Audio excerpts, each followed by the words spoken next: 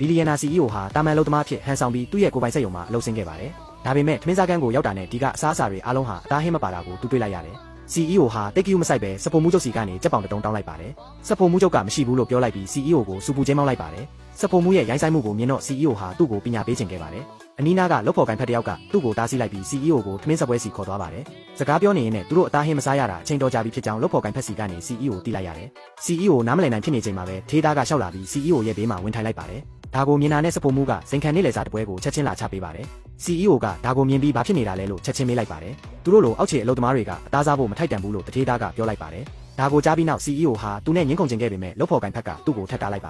ယ်ဒီစက်ရုံမှာစီမံခန့်ခွဲရေးအဖွဲ့ကပဲအသားစားခွင့်ရပြီးတာမန်လုပ်သမားတွေကထမင်းတစ်နက်စားရတာကိုပဲကန်ကောင်းနေပြီလို့သူကရှင်းပြပါတယ်ဒါကိုကြားပြီးနောက် CEO ဟာဒေါသထွက်သွားပြီးစပွဲကိုပုတ်ကမတက်ရက်လိုက်ပါတယ်ဝန်ထမ်းတွေရဲ့အစားအသောက်တိုးတက်စေဖို့အတွက်အထက်ကအထူးရန်ပုံငွေတွေချထားပေးတာကြပြီဖြစ်ပြီးဘာကြောင့်ခေါင်းဆောင်တွေပဲအသားစားခွင့်ရတာလဲဒီစီးမြင့်ကိုဘယ်သူလုပ်တာလဲလို့သူကမေးလိုက်ပါတယ်အဲ့ဒီနောက်မှာတော့မထင်ထားတာတွေဖြစ်လာပါတော့တယ်ဒီစီးမြင့်ကိုသူကိုယ်တိုင်လုပ်တာဖြစ်ပြီးအထက်လူကြီးတွေကဒီမှာဖြစ်ပျက်နေတာတွေကိုမထိန်ချုပ်နိုင်ကြောင်းနဲ့ဒီမှာသူကတထေးဖြစ်ကြောင်းကျွန်းကယုံကြည်မှုရှိရှိပြန်ဖြေလိုက်ပါတယ်တကယ်တော့ကျွန်းဟာစက်ရုံမှုရဲ့သားဖြစ်ပြီးသူကသူ့ရဲ့ယာတူးကိုအတုံးကြကအလုပ်သမားတွေကိုအနိုင်ကျင့်နေတာပါ CEO ကိုအပြစ်ပေးတဲ့အနေနဲ့သူ့ကိုဒူးထောက်ပြီးတောင်းပန်ဖို့ပြောလိုက်ကတောင်းပန်ရင်ကြက်ပေါင်တုံးဆုချမယ်လို့ပြောပါတယ်ဒါပေမဲ့ CEO ကအရှုံးမပေးတဲ့အတွက်ကျွန်းဟာအဆက်ကွဲသွားပြီး CEO ကိုချင်းချောက်တဲ့အနေနဲ့တခြားလုပ်သမားတွေပေါ်ဒေါသတွေပုံချလိုက်ပါတ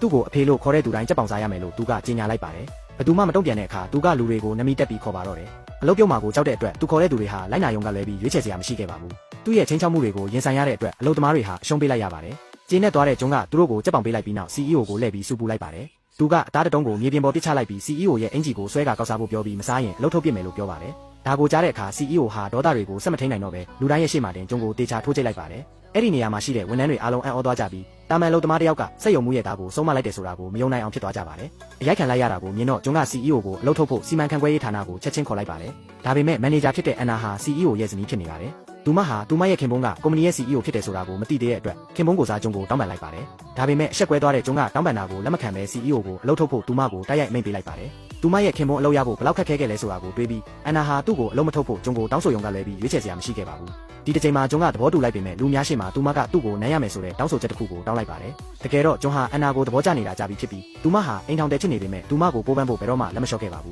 ူးသူကသူမရဲ့အမေလီစာကိုလက်ဆောင်တွေမကြာခဏပေးပြီးတမိချစ်သူကို CEO နဲ့ကွာရှင်းခိုင်းဖို့တိုက်တွန်းခဲ့ပါတယ်ဒါမှသာအန်နာကိုလက်ထပ်ချင်တဲ့သူ့ရဲ့ဆန္ဒကိုဖြည့်ဆည်းနိုင်မှာဖြစ်ပါတယ်ဒါပေမဲ့မိုးအတွက်ပြဿနာတွေဆက်လုပ်နေလိမ့်မယ်လို့သူမမထင်ထားခဲ့ပါဘူးသူကအတိတ်ပဲမရှိတဲ့တောင်းဆိုမှုကိုတောင်လုပ်လာတဲ့အတွက်အန်နာကသူ့ကိုပြက်ပြက်သားသားညှင်းဆန်လိုက်ပါတယ်ချက်ချင်းထွက်သွားဖို့သူမရဲ့ခင်ပွန်းကိုပြောလိုက်ပြီးသူမဟာလည်းအလုပ်ထွက်တော့မယ်လို့ပြောကနှုတ်ထွက်စာကိုမကြခင်တင်တော့မယ်လို့ပြောပါတယ်ဒါကိုကြားတော့ကျွန်းကနေခဲ့ဖို့ဘလောက်ပဲတောင်းဆိုပါစေသူမရဲ့စိတ်ကဆုံးဖြတ်ပြီးသားဖြစ်နေပါတယ်သူမဟာခင်ပွန်းဖြစ်သူကိုခေါ်ပြီးထွက်သွားဖို့ပြင်ဆင်လိုက်ပေမဲ့ကျွန်းကသူတို့ရဲ့လမ်းကိုပိတ်ရက်လိုက်ပါတယ်ဒီကိစ္စကမပြီးသေးပဲ CEO ဟာခုနကလုပ်ခဲ့တာတွေအတွက်ပေးဆက်ရမယ်လို့လုံခြုံရေးဆောင်တွေက CEO ကိုရိုက်နှက်တော့မဲ့အချိန်မှာပဲပြဿနာတက်နေရလို့ကြားရတဲ့အတွက်အတွင်းရေးမှူးရောက်လာပြီးဘာဖြစ်နေတာလဲလို့မေးလိုက်ပါတယ်အတွင်းရေးမှူးဟာအရန်ဒေါသထွက်နေပေမဲ့လှည့်ကြည့်လိုက်တဲ့အခါပြဿနာရှာခံရသူက CEO ဖြစ်နေတာကိုမြင်လိုက်ရတဲ့အတွက်အရန်ကြောက်လန့်သွားပြီးဒူးထောက်ကျသွားပါတော့တယ်ဘာဖြစ်နေမှန်းမသိတဲ့စက်ရုံမှုရဲ့သားကတော့အတွင်းရေးမှူးဟာမြင်လာရလို့ဒူးခွေကျသွားတာပဲလို့ထင်လိုက်ပြီး CEO ရဲ့အရေးကဲကိုနားလည်သွားတဲ့အတွင်းရေးမှူးကလည်းသူ့ရဲ့ပုံစံအမှန်ကိုဆက်လက်ဖုံးကွယ်ထားက CEO ကိုယ်တိုင်ပဲအခြေအနေကိုဖြေရှင်းခွင့်ပေးလိုက်ပါတယ်အဲ့ဒီနောက် CEO ကမနက်ဖြန်ကစပြီးစားတောက်ခန်းမှာစားတောက်တဲ့ဝန်ထမ်းအားလုံးဟာပလိုက်မှုမရှိပဲတန်းတူညီမျှတဲ့အစားအစာတွေရရှိရမယ်လို့ကြေညာခဲ့ပြီးအဲ့ဒီလိုခွဲခြားဆက်ဆံမှုတွေလုပ်တဲ့ဘယ်သူမှမဆိုအလုပ်ပြုတ်ပြစ်မယ်လို့ပြောလိုက်ပါတယ်ဒါအပြင်သူကစက်ရုံမှုရဲ့သားကိုယာတူး3ဆင့်ချပစ်လိုက်ပြီးသူ့ရဲ့စုချင်းငွေတွေအားလုံးကိုလည်းရုပ်သိမ်းလိုက်ပါတယ်အတွင်းရေးမှူးကတာမန်အလုပ်သမားတယောက်ရဲ့အမိန့်ကိုနာခံနေတာကိုမြင်တော့စက်ရုံမှုရဲ့သားဟာဒေါသတကြီးနဲ့ထွက်သွားခဲ့ပြီးဒီအဆက်ခွဲခံရမှုကိုလက်စားချေဖို့အတွက်ဟိုတယ်တစ်ခုမှာတီးတက်အခန်းတစ်ခန်းစီစဉ်ကအတန်းဖော်တွေရဲ့တွေးဆောင်ပွဲတစ်ခုကိုစီစဉ်လိုက်ပါတယ်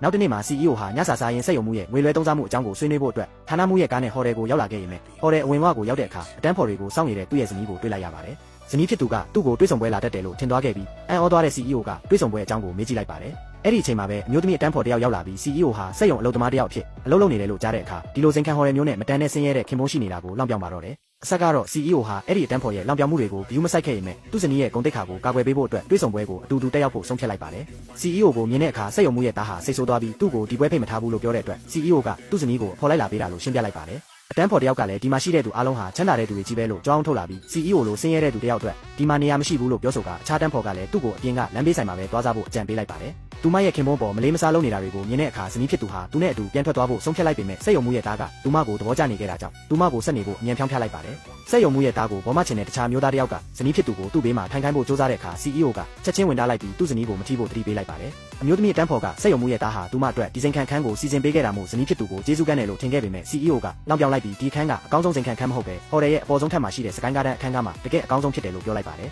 အမျိုးသမီးကိုသဘောကျစေခြင်းနဲ့စိတ်နဲ့စက်ရုံမှုရဲ့သားဟာစကိုင်းကားတန်းအခန်းကိုပြောင်းဖို့ဆုံးဖြတ်လိုက်ပေမဲ့အဲ့ဒီအခန်းဟာဟိုတယ်ရဲ့ဈေးကြီးဆုံးအခန်းဖြစ်ပြီးကုမ္ပဏီရဲ့ CEO အတွက်တီးတန့်ဖယ်ချန်ထားတာဖြစ်တယ်လို့စပွဲထိုးကရှင်းပြပါတယ်။မကျေနပ်တဲ့စက်ရုံမှုရဲ့သားကသူ့ကိုအဲ့ဒီအခန်းစီခေါ်သွားပေးဖို့အတင်းကျပ်တောင်းဆိုခဲ့ပြီးအခန်းဝရောက်တဲ့အခါအခန်းထဲဝင်ဖို့ CEO ရဲ့လက်ပွေရလိုအပ်တယ်လို့စပွဲထိုးကပြောပြတယ်။သူကစပွဲထိုးကိုလိန်နေတယ်လို့ဆွဆွဲကလက်ပွေစစ်ဆေးမှုကိုအကြိမ်ကြိမ်စူးစမ်းခဲ့ပေမဲ့အကြိမ်တိုင်းကြာရှုံးခဲ့တဲ့အတွက်နောက်ထပ်မစူးစမ်းဖို့နဲ့အဲ့ဒီလိုလုပ်ရင်လုံခြုံရေးစနစ်တွေအလုပ်လုပ်သွားနိုင်တယ်လို့စပွဲထိုးကတတိပေးလိုက်ပါတယ်။အဲ့ဒါကိုမယုံကြည်ရဲ့စက်ရုံမှုရဲ့သားကတကားကိုအားကုန်တုံးပြီးကန်ဖွင့်ဖို့စူးစမ်းလိုက်ပေမဲ့တကားကသူ့ကိုပြန်ကန်ထွက်လာတဲ့အတွက် CEO ရဲ့ခြေရင်းမှာလဲကျသွားခဲ့တယ်။ဒါကိုရဲမောနေရဲ့ CEO ကိုမြင်တော့ဘာလို့ရဲနေတာလဲမင်းကိုယ်တိုင်ရောတကားကိုဖွင့်နိုင်လို့လားလို့မေးလိုက်တဲ့အခါ CEO ကသူဖွင့်နိုင်တယ်လို့ယုံကြည်မှုရှိရှိနဲ့ပြန်ဖြေလိုက်ပါတော့တယ်။